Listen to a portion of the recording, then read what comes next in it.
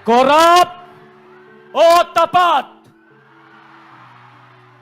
Kurakot o lingkod?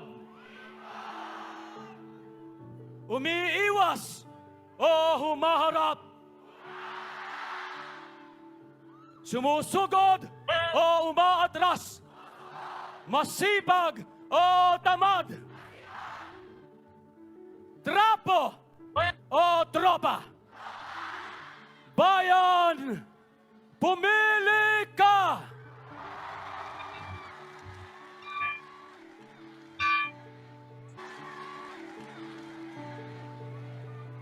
Damang-dama ko ang ating pag-ibig sa isa't isa ngayong gabi. Palakpakan natin ang ating paninindigan. Ito ang tunay na pag-ibig sa bayan. Dahil ayaw natin ng korupsyon. Dahil ayaw natin ng lahat ng uri ng inhustisya. Dahil ang dalawang ito ang dahilan kung bakit maraming naghihirap sa ating mga kababayan at naghihirap ang ating bansa. Nandito tayo dahil mahal natin ang Pilipinas. Hindi tayo mga yellow tards, hindi tayo mga pinklawan, hindi tayo mga bayaran. At lalong-lalong, hindi tayo mga komunista. Lahat ng kulay ay nandito. Asul, dilaw, pula, berde, rosas, at kayumanggi. Tayo ang sambayanang Pilipino.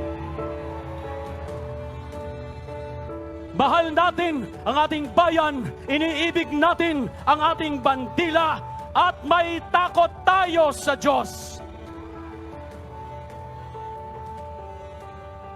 Bukod sa kaarawan ni Leni Robredo, bakit tayo nandito? Hindi natin sinasamba si Leni Robredo.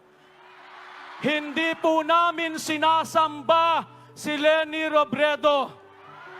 Siya po ay aming sinasamahan sapagkat sinasamahan niya ang sambayanang Pilipino.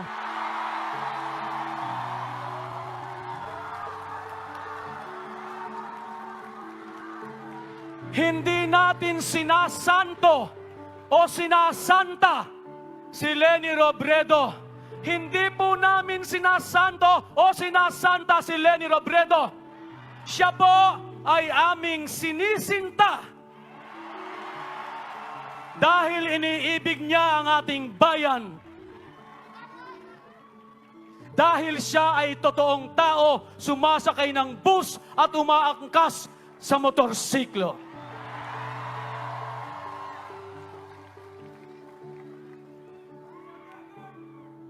Si Leni Robredo po ay hindi natatakot. Nabantayan natin ang kanyang paninindigan at ang kanyang mga pangako dahil kilala niya ang kanyang sarili at alam niya kung ano ang kaya niyang gawin para sa ating lahat. Hindi po siya natatakot na punahin. Nais po niyang itawagan natin ang kanyang atensyon sapagkat alam niya na ang pagpuna ay pagmamahal sa bayan. Ang pagpuna ay ating tungkulin bilang nagbabayad ng buwis. Ang pagpuna sa gobyerno ay hindi pagre-rebelde o hindi pagre-reklamo. Ang pagpuna sa gobyerno ay pagmamahal at bahagi ng ating karapatan bilang mamamayang Pilipino. At alam na alam po yun ni Leni Robredo. Kaya't, iyon po ang simula ng isang malusog na relasyon ng gobyerno at ng mamamayan. Kung nagkakaintindihan ang pamahalaan at ang kanyang taong bayan, nagdadaop palad, nagkakaunawaan at sabay-sabay na magtutulungan upang umangat tayong lahat. Upang masumpungan natin ang pagrosas ng bukas.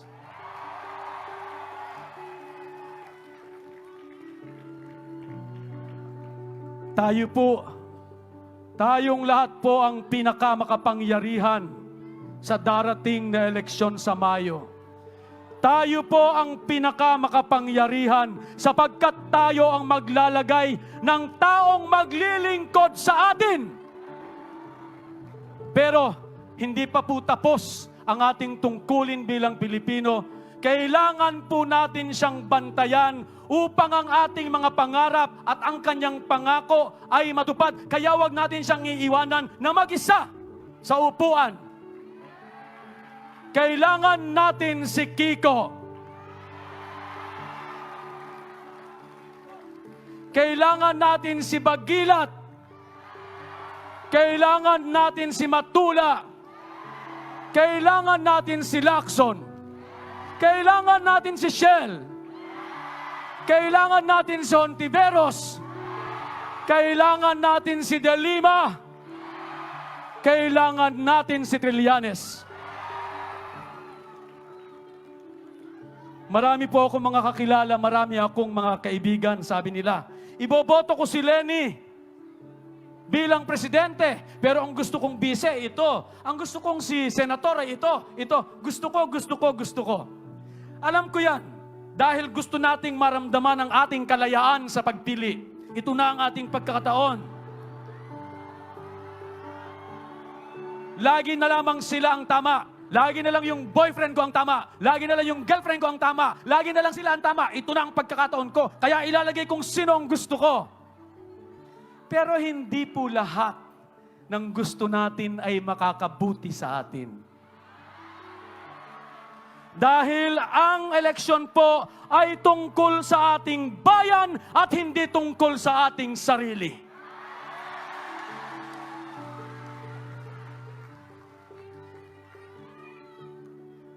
Radikal ang pagmamahal.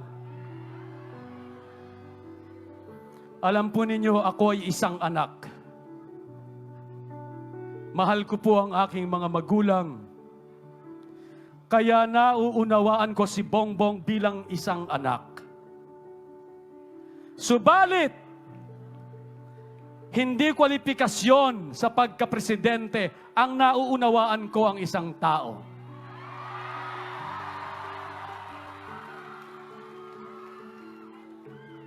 Gusto ko si Sara kasi maganda ang kanyang mukha. Mukha siyang mabait. Subalit hindi kwalifikasyon sa pagkapangulo ang mukhang mabait.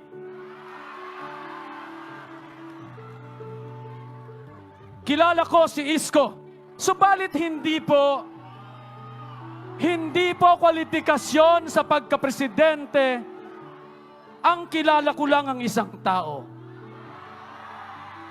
Sapagkat ang tatlong pamantayan po na iyan ay maaari ko rin gamitin kay Leni Robredo. Siya ay namatayan ng asawa, ako ay namatayan ng mahal sa buhay. Damang-dama ko at unawang-unawa ko ang kanyang damdamin. Siya ay mukhang approachable at mabait. Siya ay kilala ko, kinampanya ko siya nung business siya. Pero hindi yun ang dahilan kung bakit ko siya pinili. Pinili ko siya dahil sa kanyang mga ginawa, sa kanyang mga nagawa, at sa kanyang mga gagawin pa.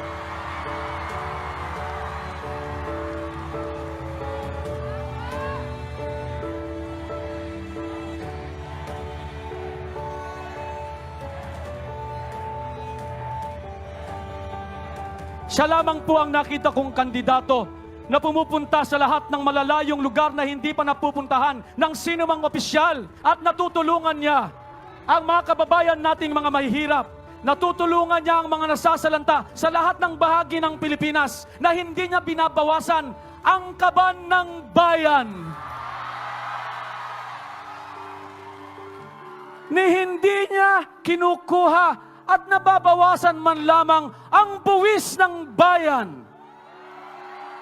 Ang dami niya nang natulungan, Subalit ang pinanggagalingan ng pera at ng pondo ay mula sa mga iba't ibang organisasyon at iba't ibang kumpanya na may tiwala sa kanya.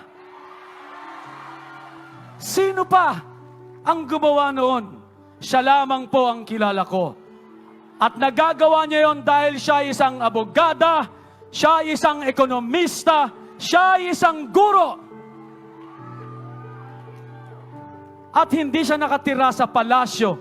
Nakatira lamang siya sa isang 2-bedroom at nakikitira sa kanyang, sa magulang ng kanyang asawa. Isang totoong tao. At yon ang mga dahilan kung bakit siya ang pinipili natin.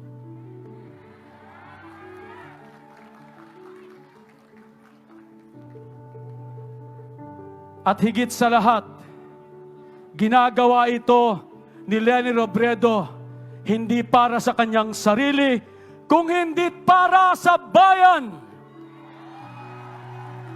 Lagi nating tinatanong, bakit ba bayan na lamang lagi ang mauna? Bakit hindi ang aking pamilya? Pag pinili mo ang bayan, kasama na rin ang iyong pamilya, kasama na rin ang iyong sarili, sapagkat pag ang bayan natin ay umunlad, uunlad tayong lahat. Pag ang bayan natin ay bumagsak, babagsak tayong lahat.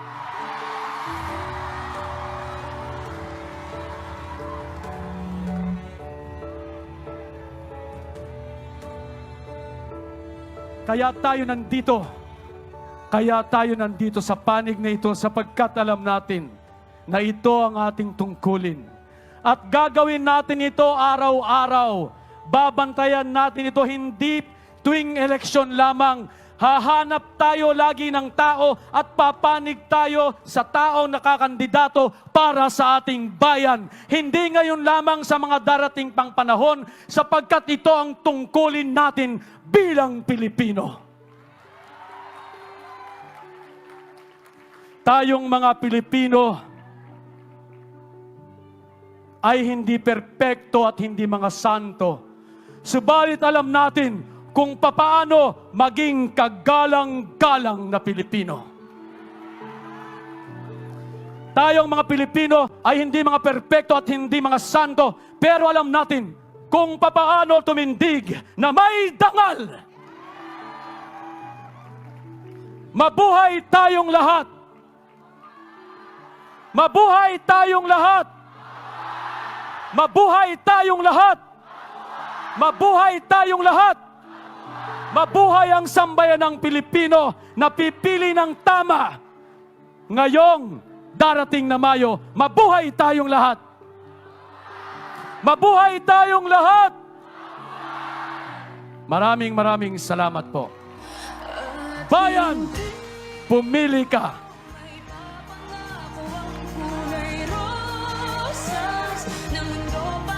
Maraming salamat, John R.C.